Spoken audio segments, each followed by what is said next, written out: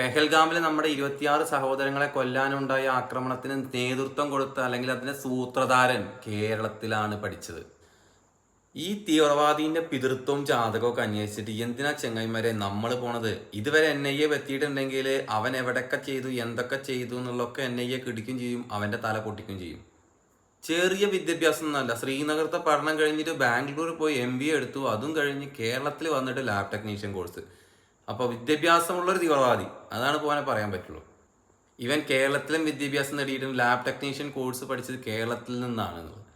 കേരളത്തിൽ എപ്പോൾ പഠിച്ചു, എവിടെ പഠിച്ചു, എങ്ങനെ പഠിച്ചു, എവിടെ എന്തൊക്കെ പഠിച്ചു എന്നുള്ളതൊക്കെ NIA കണ്ടെത്തിക്കോളും.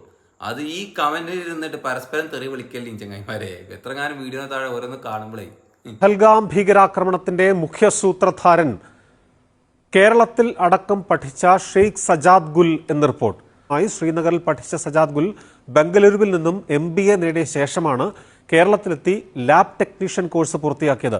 ശേഷം ശ്രീനഗറിലേക്ക് മടങ്ങിയ ഗുൽ അവിടെ ലാബ് സ്ഥാപിക്കുകയും ഈ ലാബിന്റെ മറവിൽ ഭീകരപ്രവർത്തനങ്ങളിൽ ഏർപ്പെടുകയും ചെയ്തു എന്നുള്ളതാണ് വിവരങ്ങൾ പുറത്തുവരുന്നത്. 2002 സ്ഫോടക വസ്തുക്കളുമായി പിടിയിലായി ജയിൽ ശിക്ഷ അനുഭവിച്ച ശേഷമാണ് ഗുൽ പാകിസ്ഥാനിലേക്ക് പോയി ലഷ്കർ-ഇ-തോയ്ബയുടെ നിഴൽ സംഘടനയായ TRFുമായി വീണ്ടും ഭീകരപ്രവർത്തനങ്ങളിൽ സജീവം ആയത്.